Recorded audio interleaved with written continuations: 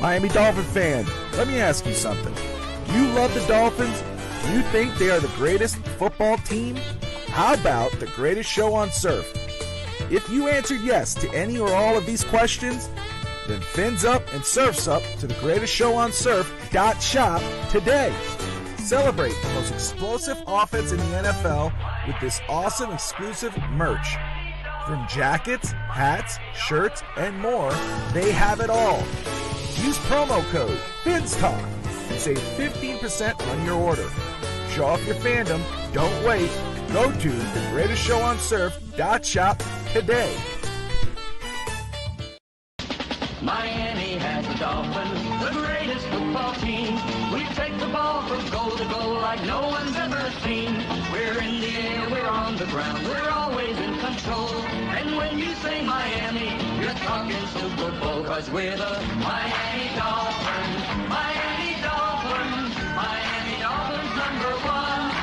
Yes, we're the Good evening, Dolphins fans. Welcome to another episode of the best, most positive Dolphins show of the internet, the Fins Bandwagon.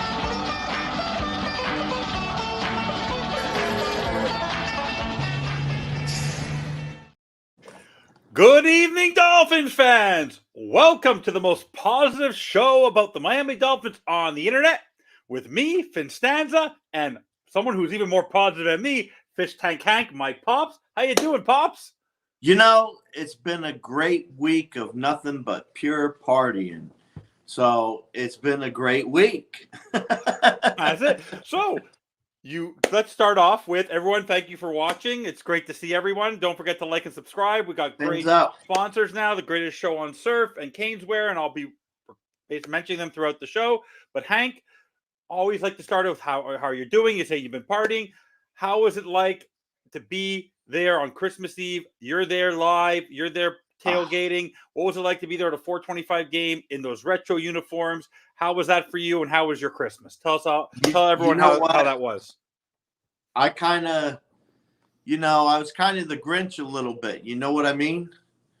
I had that evil smirk and laugh and scream when my team kicked the field goal and got into the playoffs. Even though there was a poor little Dallas girl standing there, I had to do it. How was it to be there? How was it to be there? Did it feel like it was mostly Cowboy fans, or was it even? No, not at all. It was like the visitor side had a lot of Cowboys fans, and our home field side had mostly Dolphins fans. So okay.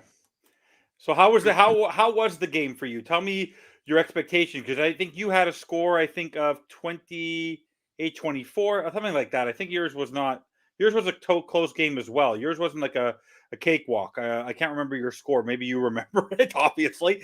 But what was it like to be there, the flow of the game? I can't remember those from week to week. Yeah. I have to go back and look it up. I know, but we have to go listen to the recordings. But how was it for you in terms of how the game sort of flowed, how it was a very tight-knit game, how it wasn't high scoring?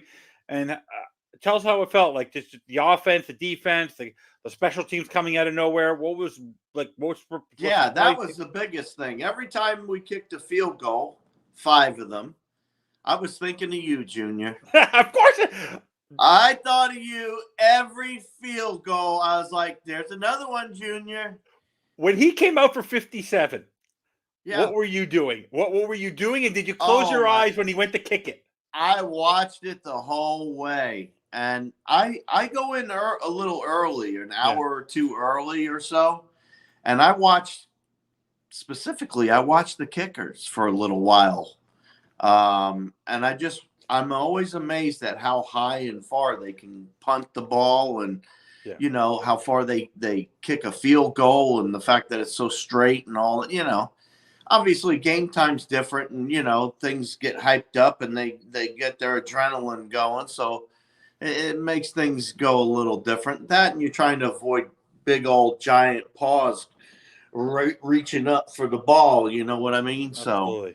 So it puts a little different spin on it. So, but no, it was exciting from beginning to end. It was nice that it was a close game because It just the action just went back and forth. Even though it was field goals, it didn't matter. The action still was kind of going back and forth in the stadium. And you would feel the excitement of the Cowboys fans, and then you'd feel the excitement of us just rushing out, screaming out back at them. And I don't know. It was just unbelievable. I don't know how to explain it. I've never been there for a playoff type game or whatever. And all that. Yeah, it's awesome. So yeah, what was it like for you? So let's talk about the really happy stuff first. So the special teams, which for us has been something we want to prove, has to be proven. How did it feel to watch how successful Jake Bailey punting it out, the 5 field goals, the 3 over 50 yards, the game-winning field goal? Like, how much confidence now do you feel about our special teams? Oh, I never really swayed off them, but I wasn't putting them at the top either. But when you come in and you clutch like that from 57 yards to start them out with, and you just knock the rest of them down, oh yeah. He was on. He was on, dude. There was no other way to put it. He was in his zone, and he hit him. I loved it. It was excellent. It was awesome cheering. It was awesome being part of it. It was awesome having people around me that I high five and everything else. And, we all take pictures together and all that stuff. So when they kicked the winning field goal, what's the first thing you did? First thing I did, I was standing up and I started screaming, yeah. And then I looked over and there was the Cowboys fan. Yeah. And I screamed louder. And what was Kelly doing? And what did Kelly do? Kelly? Oh, forget about it. She's screaming, yelling, jumping all over me. She was dancing half the game and having a good time. She really enjoyed it. She knows what she's looking at, so she enjoyed the game. That was some nice grub, by the way. I got to give you credit.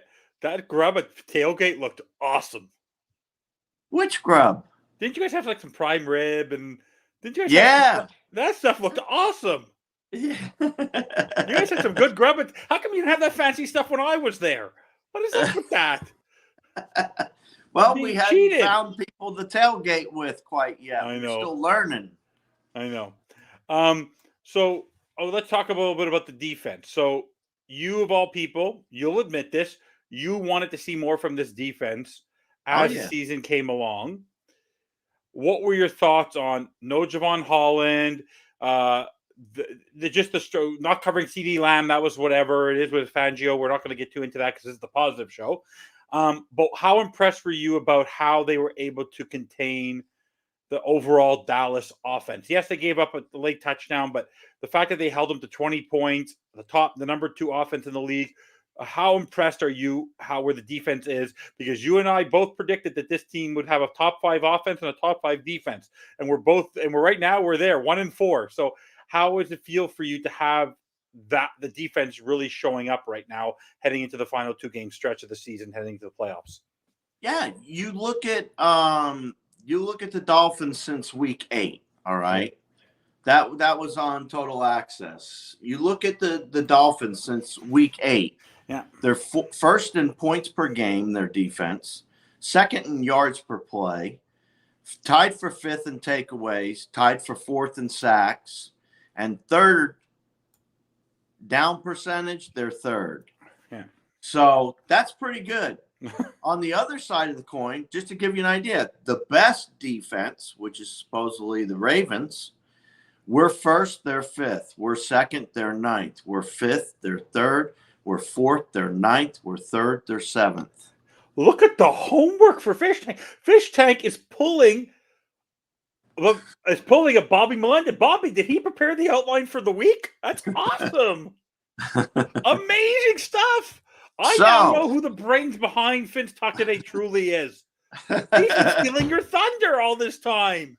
So, knowing those things and looking at that defense the way that they've come since week 8, they're trending up the whole time. And I said this last week. I love the direction they're going. I couldn't be happier, to be honest with you, because it's just crazy. they come in, they shut them down, they beat them up.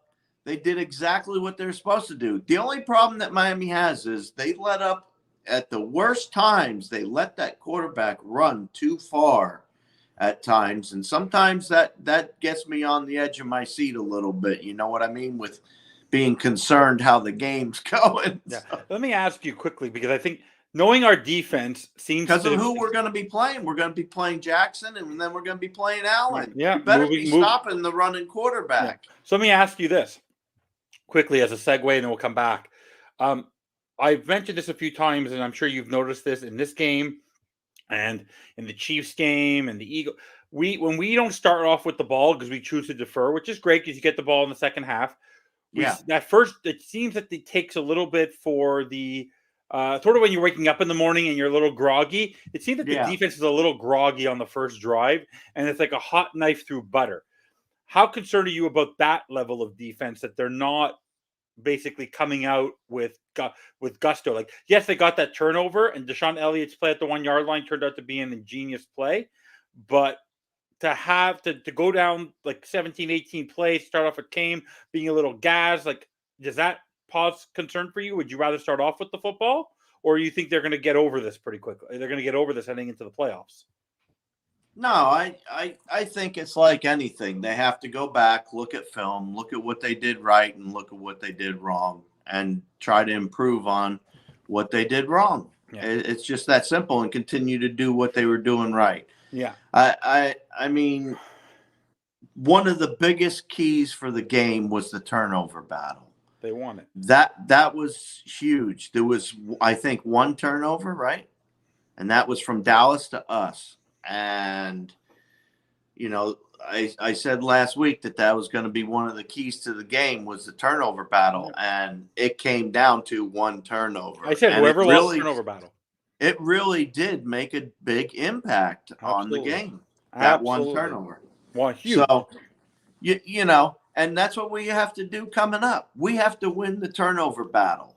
Yeah. That's what we need to do. We need to be winning that. You know what I mean? And keep things in focus. And as long as Miami's defense continues to pressure the quarterback, as long as they're not letting them run like, you know, Dak got like a 20, 30-yarder or whatever it was. You can't do that with Jackson. No, you cannot. You can't do that. Cannot do that. No. So the offense still seemed to flutter a little bit, but it did move the ball. It just couldn't get into the end zone more than once. Raheem Mostert and Devon Achane and Jeff Wilson did their stuff. But before I get to the running backs, because I want to talk about them for a minute, let's talk about the quarterback, and then we'll get to the receivers and the offensive line. But the quarterback, he had a quiet 290-something yards, but obviously for all of us, that last drive, the ability for him to do what he did, how impressed were you with Uno on that game, watching it live? Oh, watching him come back? Yeah. It was impressive. But he also had help, you know. He had help along the way. Yeah. Once again, but calm, cool, collective, like he always is. He goes out there and he makes it happen every time he needs to. He makes it happen. In key situations, he makes it happen. There are always times where somebody's going to slip up, and you can say, "Oh, well, he did this." Oh, well, right now, he's on the money. Yeah, he's on the money right now with what he's doing. He's not turning the ball over all the time. He's not getting sacked all the time. You know, they had one sack in that game. That's kudos to him. That's kudos to Uno right there. Let me ask you, if the Dolphins offense plays well over the next two games, they win the next two games and the AFC overall. Right now, the front runner, because of what he did in San Francisco, and Brock Purdy didn't do, they now are saying the front runner is Lamar, which it could be very well true, and I don't disagree with that. But if Tua balls out and they win the next two games and he snags the AFC, does Tua Tagovailoa deserve NFL MVP? I would definitely say he would be a candidate for it, for sure. Okay. I mean, if you sit there and you ball out on the team that's supposedly so great with the best player on it, and then you have a player on the field of the same caliber in the same position, and they ball out and win, well, guess what? There shouldn't be much of a discussion. What was your like prediction? What was your final prediction? Was it 12 or 13 wins? You think you started at 13, I said right? 13-4. I said 13-4. Okay. You're going to. But we would need to win out. And we're going to get there. I really hope you're right. Let's just hope you're right. We know you're going to be right. I know you're going to be right. Offensive line. Are you continuing? Are you getting concerned, or are you just saying these guys are just doing what they have to do, and we just got to give them credit for surviving every game? Wow, it's just amazing what the coaches are doing with that. I'm still amazed. I mean, come on. Yeah. It's patchwork at this point in time, is it not? Don't you agree? I mean, they're putting anybody in there and making it work. It's amazing. Yeah. And a big part of that is Tua and the wide receivers with that quick release. They're making sure those timing plays are coming out, and I mean quick. Yeah. So, I sit there and watch him, and he anticipates everything. And that scares me sometimes because I sit there and go, man, if I can see it, that means the defender's going to see it too. You know what I mean? Absolutely. And sometimes I see that anticipation before the ball comes out.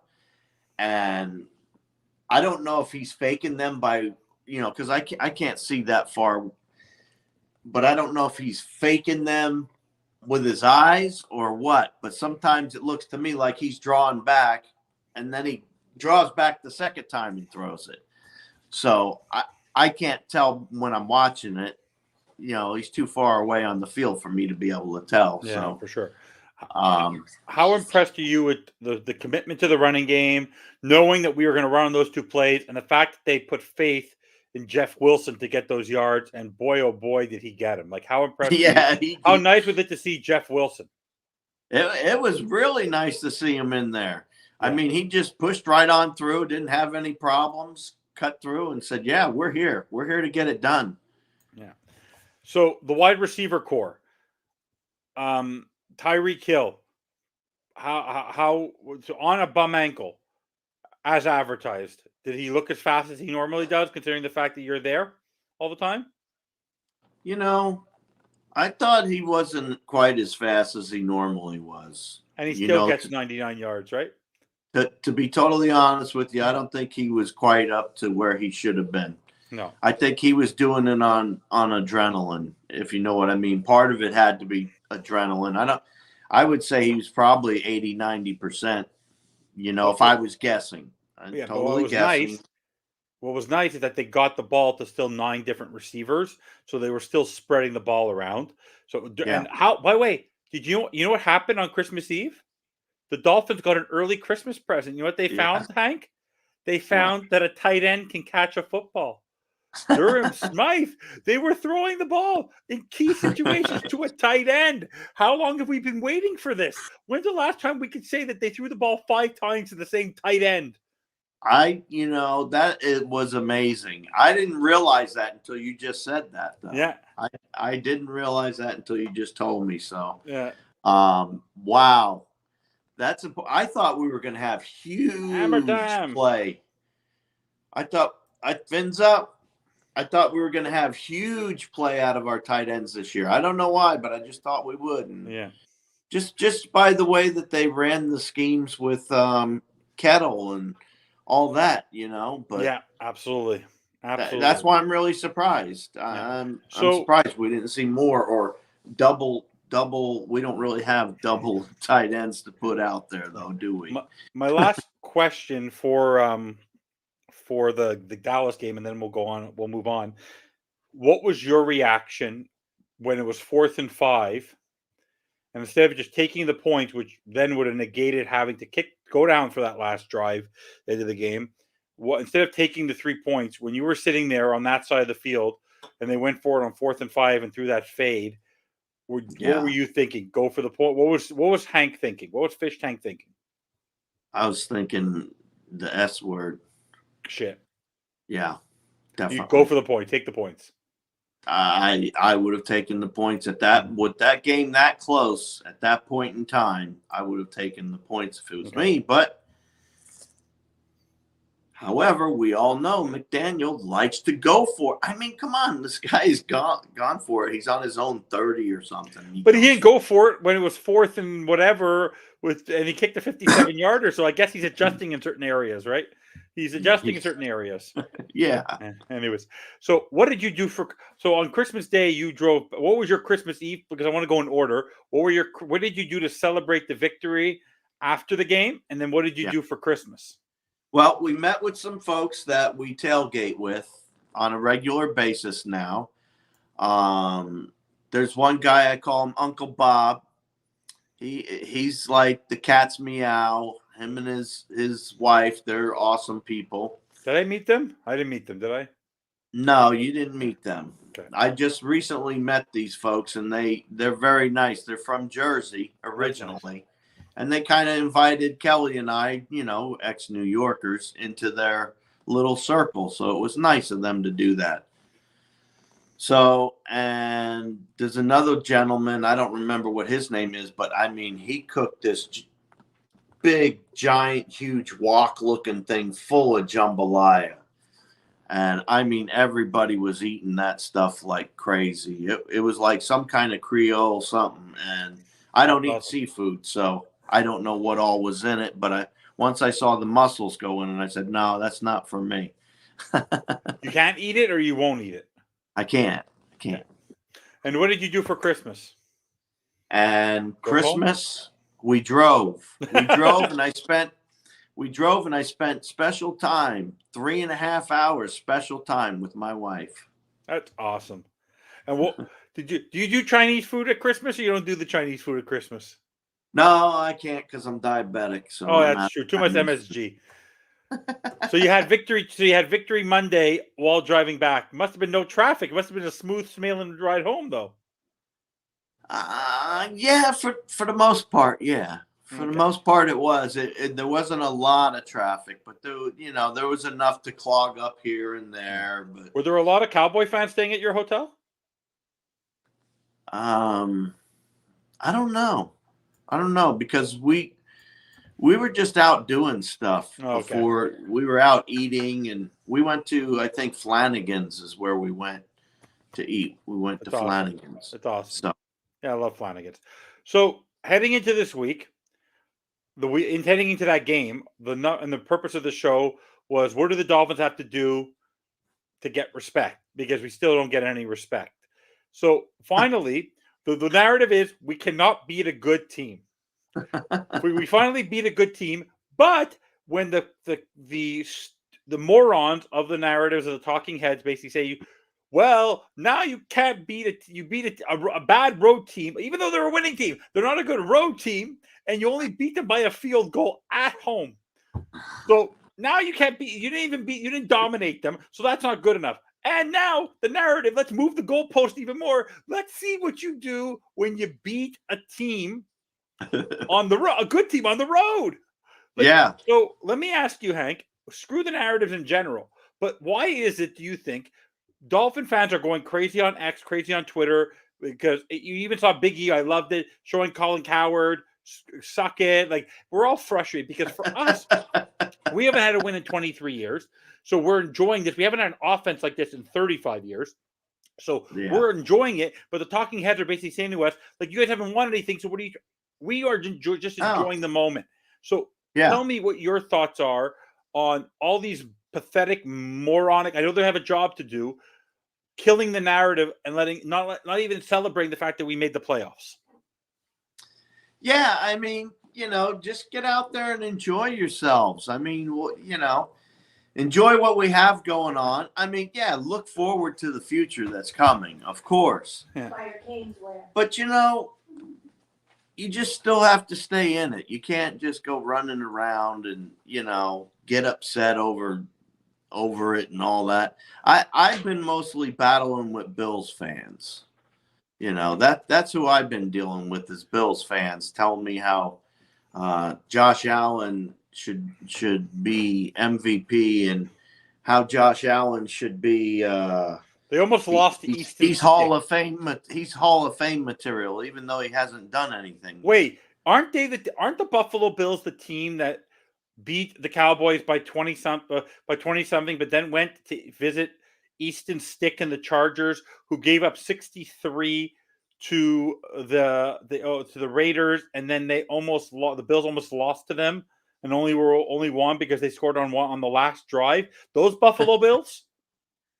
Those Buffalo Bills, same ones that lost to the Chargers, the stinking Chargers without Justin Herbert. Well, they lost to the Pats once, and that's who they have next. So they're losing. By the way, I've already told you guys this. I've been calling it for weeks. They are not beating the Pats. The Pats don't know what it is. The Pats want to play spoiler. They just won their game this past weekend, and it was an important win for the other. The Patriots want to win football games. They don't even realize it's because that's Belichick. He's not going to stop trying just because. And Bailey Zappi wants to win a job. They're not just sitting there. They're there for pride, and to also knock off the Bills, or to knock the Bills down a peg. You don't think the Patriots are going to be ready for that game? Are you kidding me? Oh, they'd love that. Yeah. So they would love that. Their fans would forgive them for everything. Yeah. So do you take stock in the talking heads, or do you take stock in it at all, or you just ignore it and just enjoy the moment? No, I listen to it because, everywhere amongst the garbage that they're spewing out here and there are some truths to it, and they do throw out some facts during those times too. So I'll kind of take a listen and feel out what I think is good and what's garbage, and sometimes it's funny to just listen to what people say, and just like you were saying, the narrative for Tua is he can't win the MVP, that it's either Jackson or Purdy or somebody else. Well, if he wins out and he's the passing yards leader, and supposedly our offense is number one in the NFL, well, that starts with the quarterback. I would be amiss if he wasn't one of the candidates. Yeah. So for me, I'm so proud of the fact. Do you understand this is the first time in over 30 years, Hank? 30 years that the Miami Dolphins have clinched a playoff spot with 2 games to go. They haven't, back in the late 70s, like the late 90s, early 2000s, when they were making the playoffs, they would wait till the last game of the year or the second to last game of the year to clinch. They did not give us breathing room. It's just pretty amazing that we still have to fight for something, but at least we know we're in the dance. Like, we're going to be watching something in January for sure. For sure. It's awesome. Like, in the NFC, there's only 2 teams. AFC, there's only 2 teams that have been able to do it. The Ravens and the Dolphins. No one else has clinched. Well, I've run the playoff machine on ESPN. Yeah. And I've sat and tooled with that for a little while, a few hours here and there. And when I do it, it looks like, for the most part, we'll probably be the 2nd seed, and the Ravens will be the 1st seed. Not if we beat them. But if we beat them, that's what I was about to say. But if we beat them, then we're always first. If we beat Baltimore, then it calculates that we're always first. That's what drives me nuts about the Bills, is that the other teams losing the way they've lost keeps the Bills in it. But the purpose of, we need the Colts to win, and we need the Steelers to win, and we need the Bengals. The reason why is because if the Bills are tied with any of these football teams, they are tied with a team that is heading into 7th. The Bills lose every single solitary tiebreaker. Like, every tiebreaker known to man. Like, if they are tied with a team heading into the play, they are gone. They are out of the playoffs. They cannot tie all these teams. They're gone. That's already like a known fact. So that's why we need these other teams to win. Like, amazing. Like, the fact that the Raiders are winning, it couldn't be better. Like, let the Raiders just keep winning. Let them knock the Chiefs down. Like, let everyone else struggle. Like, it gives me honestly, it's so nice to see that it plays. So it's so nice that we get to watch other games to help us improve our seeding, not really hurt. We don't need this to happen for this to happen. We control our destiny. That's the we need to win. Period. Just win. We need to win. Did you happen to catch Hard Knocks at all this year, or no? This week, or no? You don't watch it? No, I didn't watch. So this week, and then we'll talk about the Ravens game. What was really fun about it, they did a little snippet on Kader Kohu, which was interesting. It was kind of out of left field, considering the fact that Kohu struggled in the Dallas game. So they don't really. Yeah, That's best probably why they went after him. Yeah, it was pretty funny. And then they actually focused on Raheem Mostert and where he grew up. That was really nice because of all of his touchdowns. That was really cool. And they showed him in his home for Christmas. But honestly, everything going on, like, I don't know if you happen to notice this when they scored that touchdown with Mostert. Did you happen to notice when they tried to go do the celebration, they ran off the field? They didn't end up doing it. It was because they tried to do this Christmas carol that Tua wanted to do, and it was so complicated they ran out of time to do it because they couldn't get all the players there. Tua liked to overcomplicate that. But what the coolest part was literally Tua and his reaction to two things. Tua with the whole gift exchange, because he's been pushing the gift exchange, and he bought all the quarterback room golf simulators, and he was so excited, kid in a candy store in his pajamas. But the best was Dan Marino was there, and Dan Marino gave out isotoner gloves. You know those gloves from the famous commercial? He gave, and you've never seen people laugh so hard in your life that he's giving out isotoner gloves to all the guys. Then you have, because they're all in Miami. What do they do in Miami? And by the way, in the auditorium, Christian Wilkins brought the entire team Krispy Kreme donuts, and they're ripping the fact that Mike McDowell calls him the cheapest guy on the team. And then all of a sudden, everyone in unison goes, "No, that's Liam Eichenberg." They're not honestly. This Hard Knocks could not come at a better time to see. I understand people might think it's a little real. Honestly, to see how they are, to see how they engage with each other and everything, it's so cool. Like, just to see the camaraderie of the team, like to see, like, they put Jason Sanders on their shoulders and they were dancing. You have to go watch it. Christian Wilkins in the locker room. You know how when he got drafted and he jumped and did the shoulder thing with Roger Goodell? Remember that? Yeah. He did that with Tom Garfinkel. And then he did it to Stephen Ross. He literally jumped into Stephen Ross. Like how cool is that your 87-year-old owner is getting, like, literally being absorbed and taking a shoulder from a 315-pound defensive lineman. It's pretty amazing. That was pretty amazing. That sounds crazy. Do we want Cleveland to win tonight? Do you want Cleveland to win tonight? No, I don't want Cleveland to win. I want them to lose. They're I don't think they will lose. But who are they playing tonight again? If Cleveland, who do they got? Who are they playing tonight? I'm drawing a blank. Who are they playing? The Jersey Jets. Oh, they're not going to lose. If they lose tonight, and we beat Baltimore, we have the first place wrapped up. I know that's true. But what are the chances that the Jets will do a Dolphins a favor? Like that's really the Grinch who stole Christmas. Like, that would be they still have a decent defense. I don't. That would be a Festivus miracle. Honestly, that would be my Festivus miracle if they could beat the Browns. They have a defense to do it. Yeah, it's true. And maybe they just drop Joe Flacco. So, Joe Flacco, there's a reason why he wasn't playing. Yeah, but he's been amazing with Amari Cooper and that group. Yeah, he has. He's been doing amazing things, but I think it might slow down tonight. Yeah. So, guys, don't forget to like and subscribe. I appreciate everyone watching. I always forget that we're on the bandwagon, so I like to keep this at 45 minutes to an hour because Hank can only put up with me for so long. He needs to go party.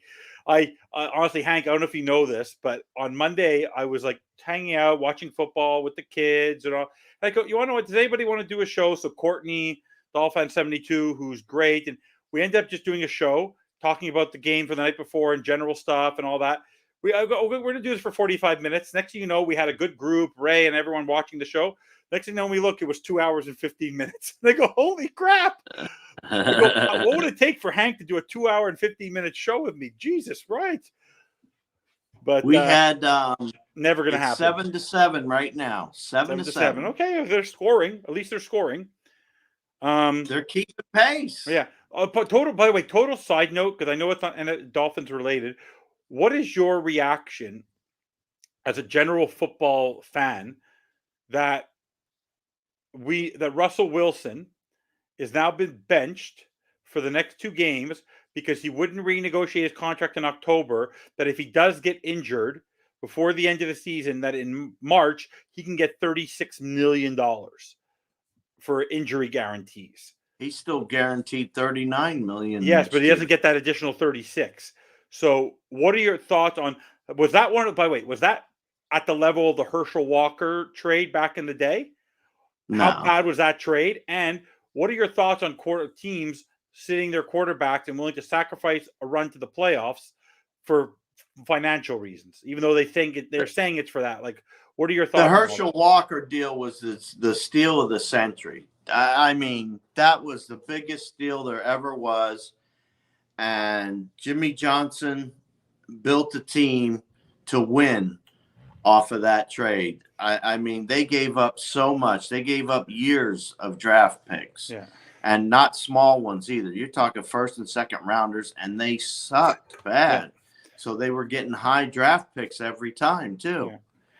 So they wound up doing like 2 or 3 years of like 2 or 3 first rounders. The reason why I'm also asking you about the Russell Wilson thing, and I don't think you think why I'm asking this, because my close cousins are massive Seahawk fans.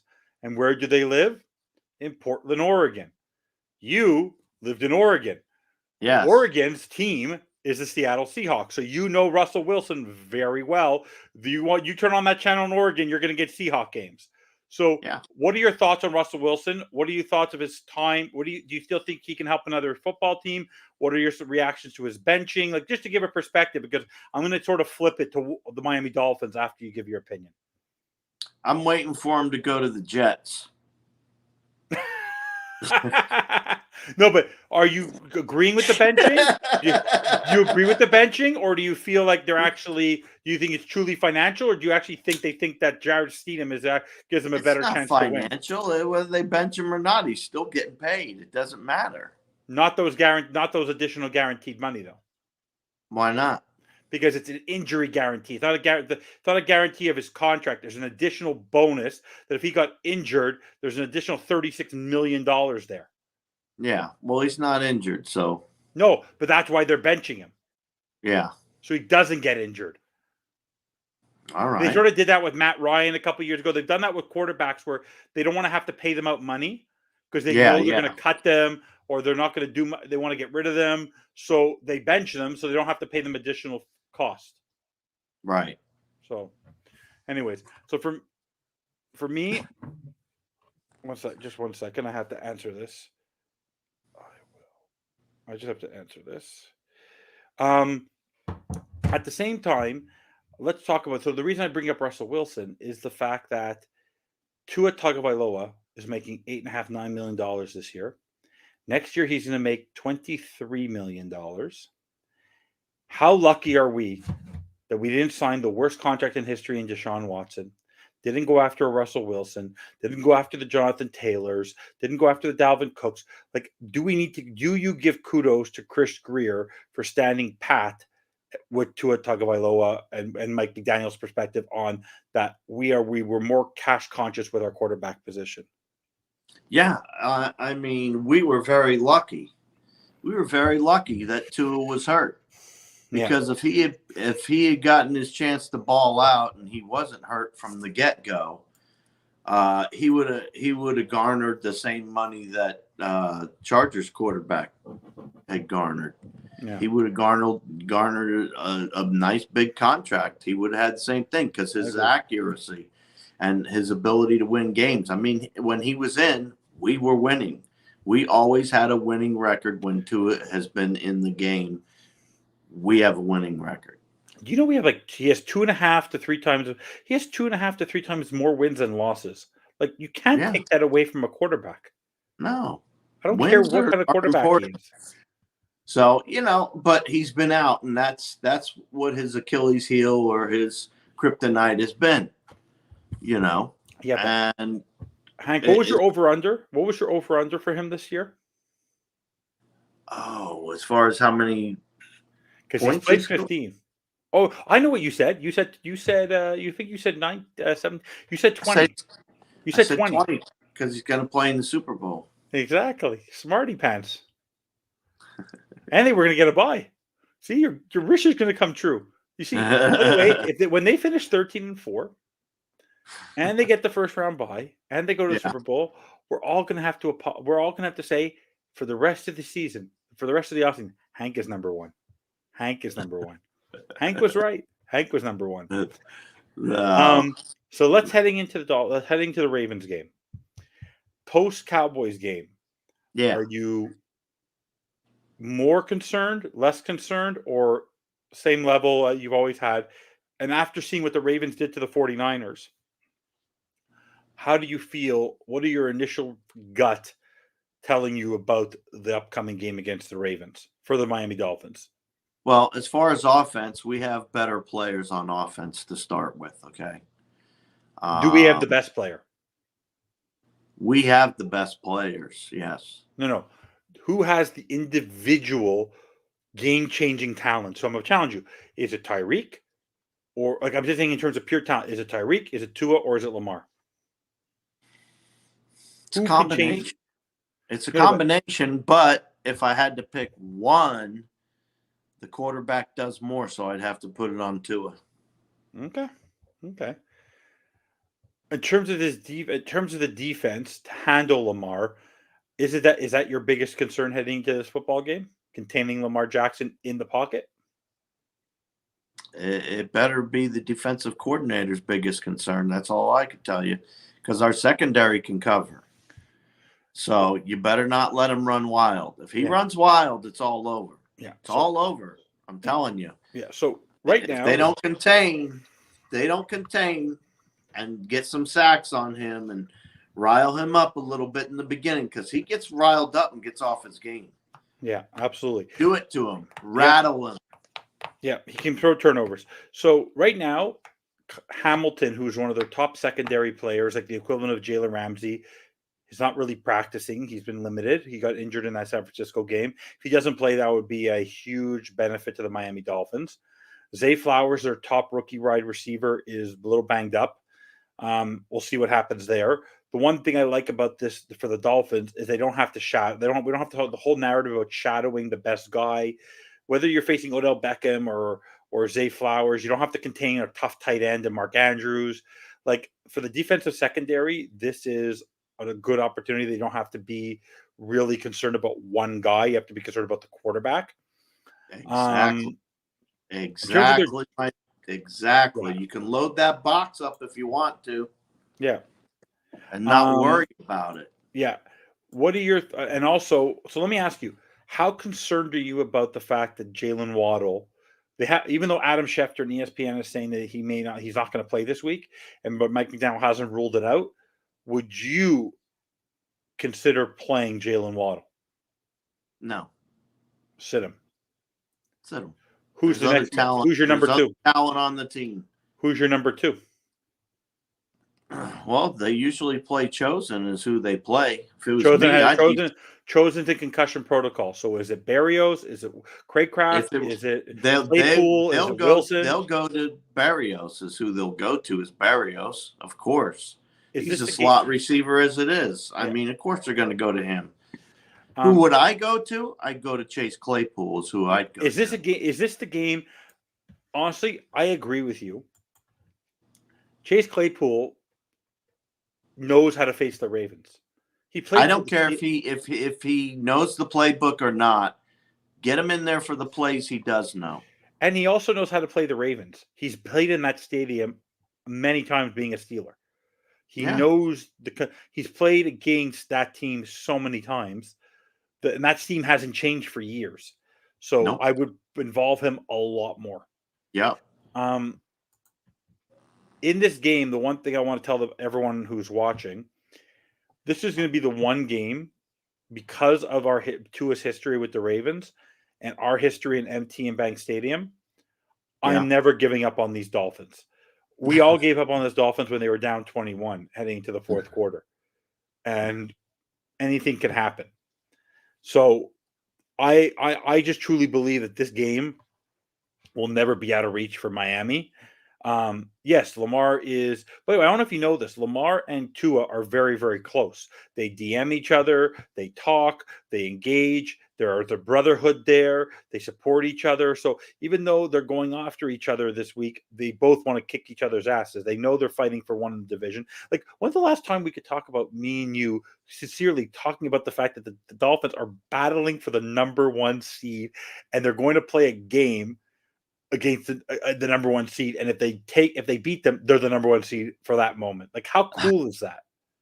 It's totally cool, of course. It's totally awesome. Yeah. I mean, what else would you say about that? Yeah.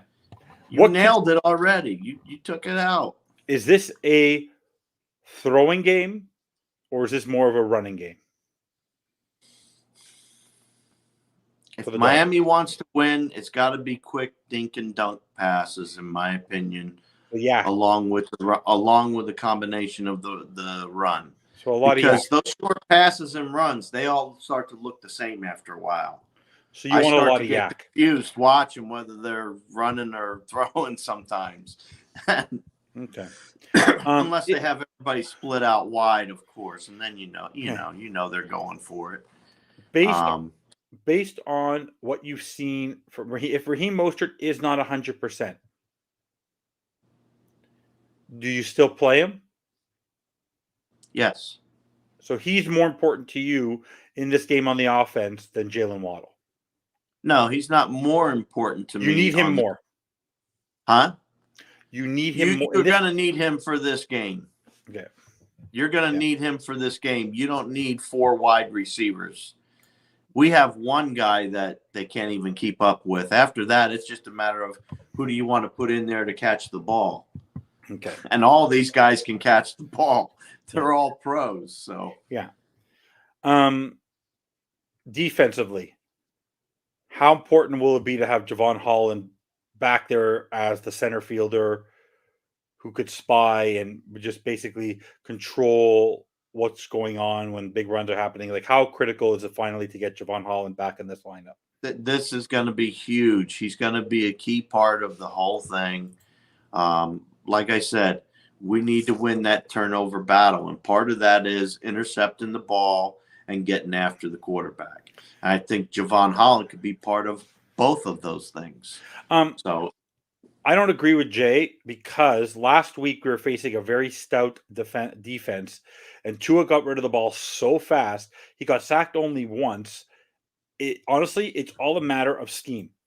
If with the amount of motions and all, do you realize on that 3rd and 3 play, Hank, against the Cowboys that they threw to Tyreek, that how quick Tua got rid of that football? There wasn't even you blinked, the ball was gone. You blinked. So that's what I keep trying to say about Tua. He gets rid of the ball, average 2.3. Yeah. You can't even get 2 steps. Mm-hmm. You can't reach him before he's getting rid of the ball. Yeah. Is the point. Yeah. And that's why there was only 1 sack against the Dallas defense, who's been smothering the quarterbacks. Yeah. So, yeah. I know I'm going to save your keys to the game for Bobby. I don't want to do that to him. I don't want to take away from his outline. Who has to have the better game? Fangio or McDaniel to win this football game? Who needs to come out as the star coach on that? Fangio. Fangio. Yeah. The whole threat of them is what Jackson can or can't do will determine that team's fate, in my opinion. Yeah. I don't think it'll necessarily be the defense, unless the defense gets multiple turnovers or something where, I already told you that we need to win that battle anyway. Yeah. Well, by the way, a tidbit for you and the fans, so everyone watching and everyone supporting us, because it got brought up today to Vic Fangio in his press conference, was the last time that Vic Fangio saw the Baltimore Ravens was when he was the coach of the Denver Broncos, and it was a game where the game was over, and you thought with under a minute left that they were going to take a kneel down, but instead they ran the football when they were up by 8, 10 points, whatever it was, and they ran the football to get an additional 7 yards so they could continue their record of consecutive 100-yard games for the running back for the running game of the Baltimore Ravens. So even though he said it doesn't have an effect on him, he has a little bit, no matter what people say, that he has a little bit of an axe to grind with the Baltimore Ravens. Why not? Let's use this fodder. I want to use it as bulletin board material. How about you? Not you? All right. So I'll be a guest on the Raven Show at 9:30 Eastern tonight. Come say hi and FinStanza support. Oh, Thirsty doesn't want to tell us where to go, but I'll be there, and I can I can tell people where to find Dolphins Thirsty. I know we're at 50 minutes. You need to go party. I'm not going to make you go the full hour. We've talked about the Ravens game. I believe it's going to be a very competitive game. I think the Dolphins are going to find a way to just. I just get hot because when I wear this hat, my bald dome will shine if I don't wear the hat. Oh, I'm wearing my beanies. No, but for me, this game, I think there's more pressure, ironically, on the Ravens because the Ravens are the hot commodity. They're number one. It's much easier for a team to try to get to number one than to try to maintain number one. And I think the Dolphins. I don't know. Miami coming in as the underdog and everything else on the road. Good. Supposedly matching up against the best team right now in the AFC. They are considered the best team in the AFC, even though we're trending up on both offense and defense at the same time, and special teams. Yeah. So Jason Sanders. You know what that means, right? Complete game at the right time of the season. That's what Miami's going to be playing is complete games. Yeah. Yeah, and we're gonna see it. Yeah, guys. If it doesn't happen this year, I don't know. I'll pick my nose for an hour. I know. Oh God. By the way, I want to make it clear that for me, I'm so proud of Jason Sanders. I never lost faith in him. This network is shooting lies and fake news that I never gave up on him. If you go listen to his interview, Hank, he said he has been down on himself since the Jets game last year. When did I start being hard on him? That Jets game last year. So you want to know what? Jason Sanders and I, we understand each other. He knows he wasn't performing well. He knows he sucked. So we're on the same. And I'm proud of him. By the end of his career, you're going to have a symbiotic relationship. Well, him and I are going to be best friends when he retires. I'm telling you. When he kicks the key field goal in the Super Bowl this year, I'm going to have a sign up wherever I am saying, "Jason, listen. Jason really listened. He listened." Anyways, guys, don't forget to like and subscribe.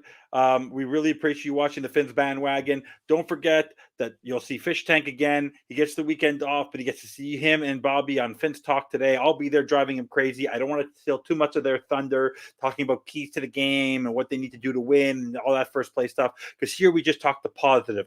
We don't talk the negative, realistic nonsense that Bobby likes to spew. We're here and talking positive, happy moments. So that's what we want to say. Sent the link to the group and DM. We're here to look at the positive side of it. Yeah. Well, I'm very positive. The positive side of this is what is? We got a good team. We got a good team. We don't have a good team. As Tua says, we have a great team. And because the bandwagon is back roaring away in our beautiful new truck, we are driving all the way to Vegas. This thing will get us through the desert. We're going into Baltimore. We're going to beat the Baltimore Ravens. We're going to have a wonderful New Year's. Then we're going to go back to Miami. We're going to face those stinking, smelly Buffalo Bills. We're going to knock them out of the playoffs after they lose to the Cheatriots. It's going to be a phenomenal next 2 weeks to be a Dolphins fan. I agree. By the way, you know what's going to happen? Here, my good man. By the way, before we go, this is what's going to happen. We're going to beat the Ravens. Yeah. But they can't beat the Bills.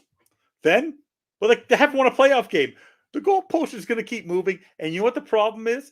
Is that when we're standing up there with the Lombardi Trophy at the beginning of February, all those talking morons, we can all go fishing with them. Honestly, they can all kiss my ass. Honestly, they give me fodder. They give me motivation to tell them where to go. But you want to know what? They're doing their job so we can have our fun. Right, Hank? Yeah, exactly. It just gives us an opening. Exactly. So, guys, don't forget to check out Dolphins Thirsty. He's on the internet. I'm sure he'll share it on Twitter or wherever he's going to be. Raven stuff. I'm sure he'll be wearing his purple. By the way, they're going to be wearing these ugly uniforms. See, they seem to be 3-0 in them. It's this black and purple. They've never only worn 3 times ever. They're undefeated. If that's what they need to do to try to beat us, that's pretty sad. That they have to go with an undefeated uniform in order to beat the Miami Dolphins. They must be quivering in their boots, Hank. Anyways, they know how important this game is. Exactly. They're nervous too. Trust me, they have a lot to prove. Anyways, guys, thank you so much for watching the bandwagon. Check out Fin's Talk today on Saturday. Then we have the pregame show on Sunday. Postgame show, because it's New Year's, might fall much later in the evening so we could party and then have a postgame show because I like to go enjoy some family time as well after the game, celebrating a big win. So, guys, Fish Tank, any final words? No, I want to thank everybody for coming out and being part of the fun. Awesome. So, guys, don't forget to watch, like, subscribe, and most importantly, fins up. Fins up.